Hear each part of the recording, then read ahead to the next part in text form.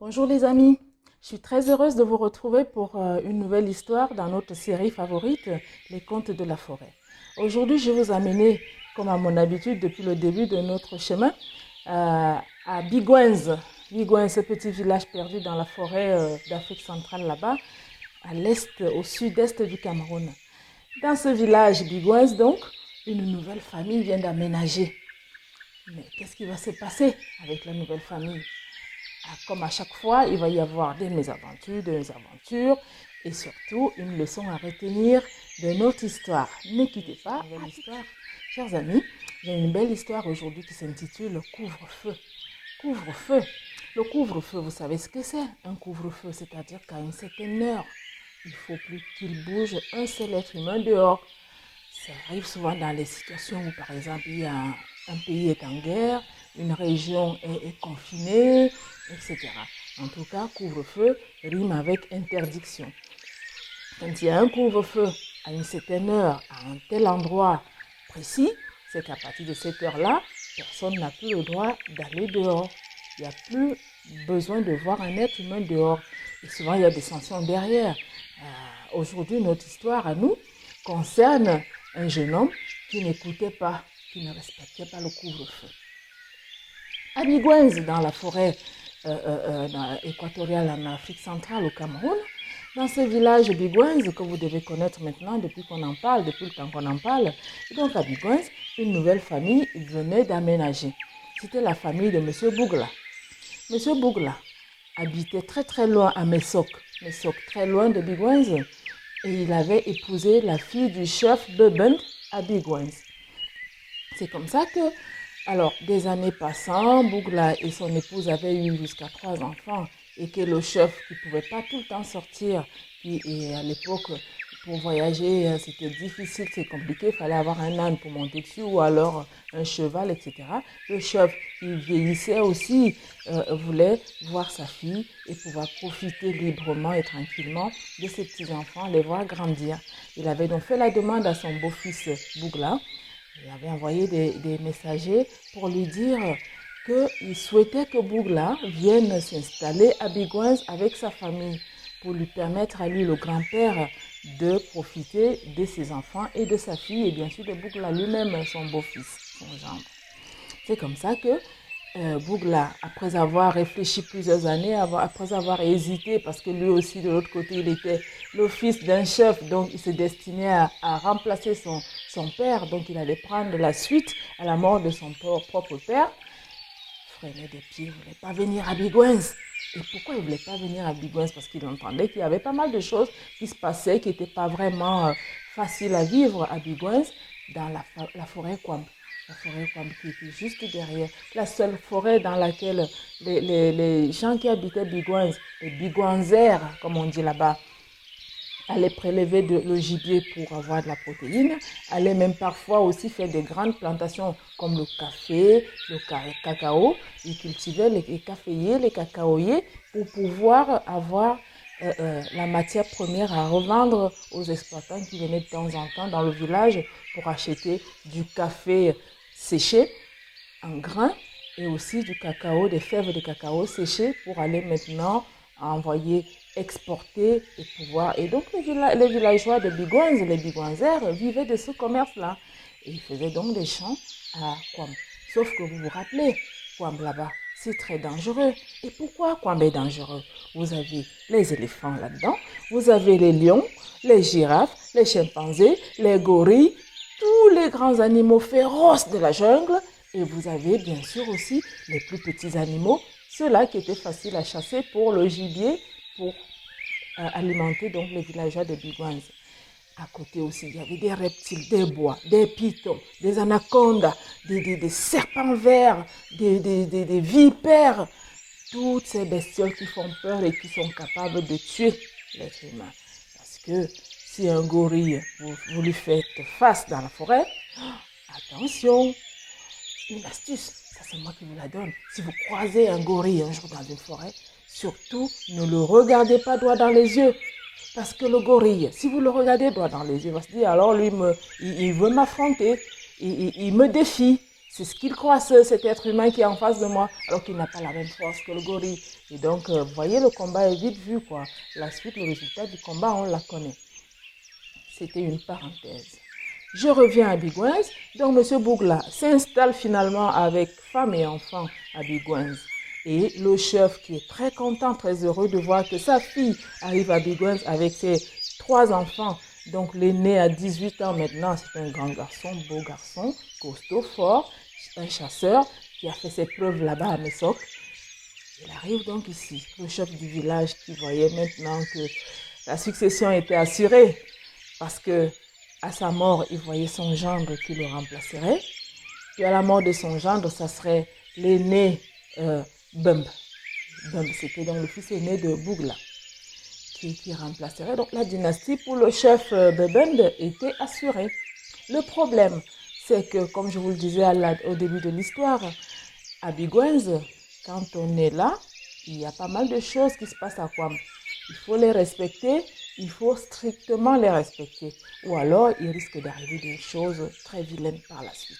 En conséquence, évidemment. Ils arrivent, Bougla, femme et enfants, et c'est une grande fête dans le village Bigouins.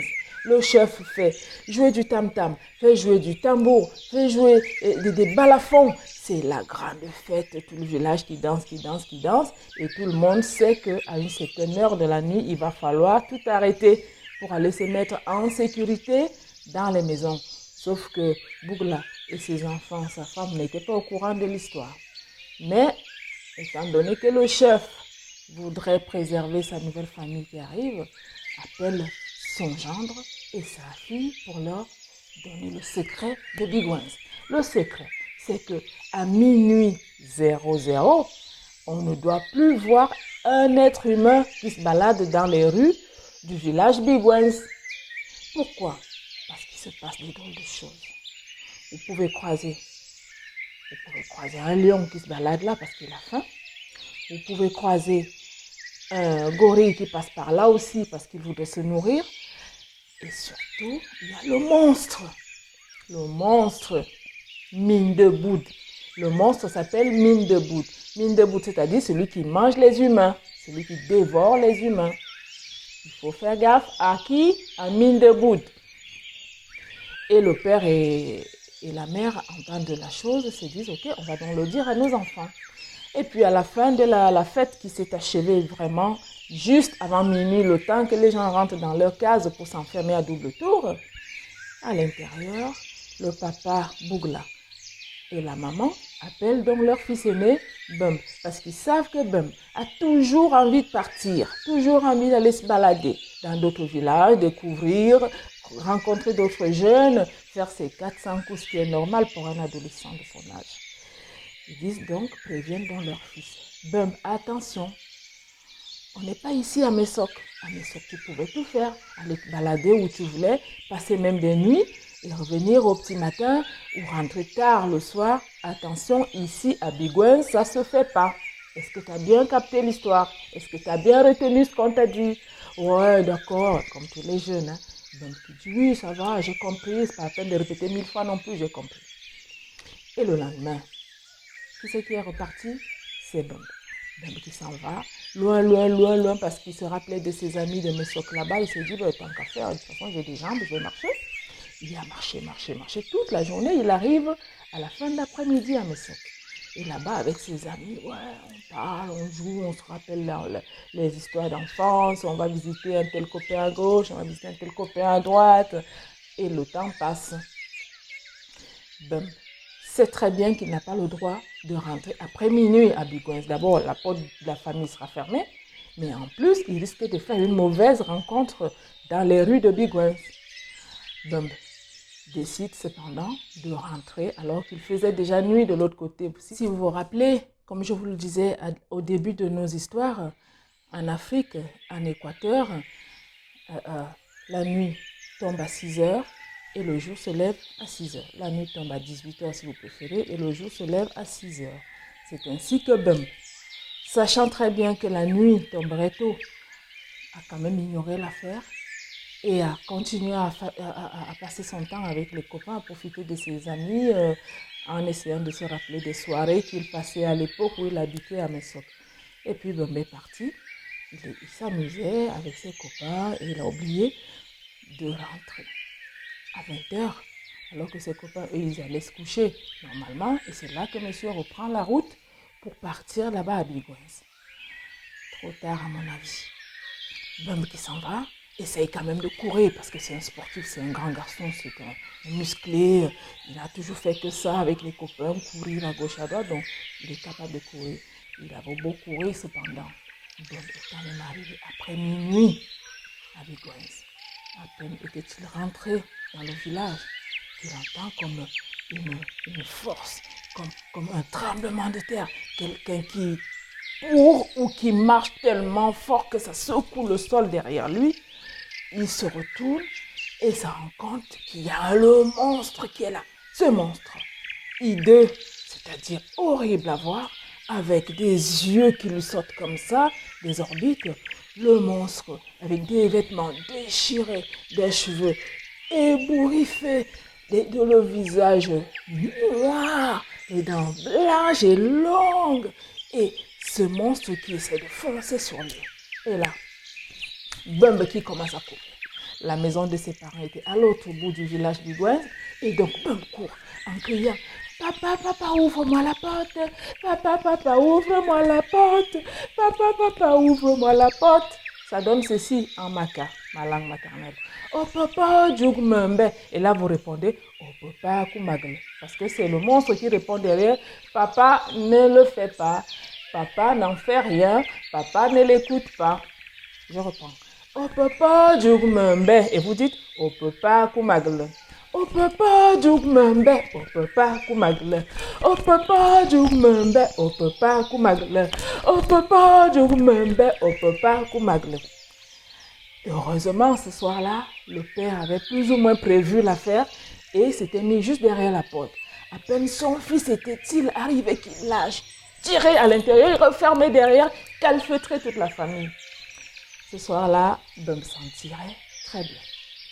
Et son père qui lui dit: qu'est-ce que je t'ai dit? Je t'ai bien prévenu. Et maintenant, on t'entend toute ta voix dans la nuit, pendant que les gens sont bien enfermés chez eux. Toi, tu es en train de crier: papa, ouvre-moi la porte. Et derrière toi, qu'est-ce que tu entends? Papa ne l'écoute pas, papa n'en fait rien. C'est-à-dire que tu as bien fait la rencontre du célèbre monstre. Mindeboud. Mindeboud, je te dis, c'est quelqu'un qui n'a pitié de personne. T'as beau être le petit-fils du chef de ce village, Mindeboud n'a peur de personne. Mindeboud ne se soucie de personne, qu'il fasse la peine ou pas. Son problème, que tout le monde, que chacun respecte le couvre-feu. Est-ce que tu as bien compris là pour une fois? Donc, pour cette fois-ci, tu l'as bien compris. Oui papa, maman, j'ai eu trop peur, j'ai eu trop peur. 2 jours se passent, donc c'est un peu calmé. Et puis, l'insouciance humaine des enfants reprend le dessus. Ses copains, de toute façon, il leur avait dit qu'il irait les revoir. Deuxième soirée où Bembe va repartir pour rentrer après minuit. Et comme la première fois, à l'entrée du village, le sol qui commence à trembler derrière lui. Et il entend boum, boum, et ça bouge. Il se retourne, Bembe se retourne, et il voit qui? Le monstre de la dernière fois, qui essaie de foncer sur lui, avec ses grands yeux sortis des orbites, ses oreilles longues comme ça, là, et ses crocs, ses dents, c'était comme des canines d'un lion, et qui fonçait sur lui, toute griffe dehors, et Bembe qui commence à courir. Oh papa, Djougmembe. Oh papa, Koumagle. Oh papa, Djougmembe. Oh papa, Koumagle. Oh papa, Djougmembe. Oh papa, Koumagle. Il arrive à l'entrée de la maison, à l'arrivée devant la case de ses parents, et son père qui ouvre à nouveau, le tire à l'intérieur, referme derrière. Ça fait la deuxième fois, mon fils. Je t'ai prévenu une fois, je t'ai prévenu 2 fois. Ne crois pas que je serai toujours là au bon moment pour te sauver la vie. Tu as bien compris? Fais attention.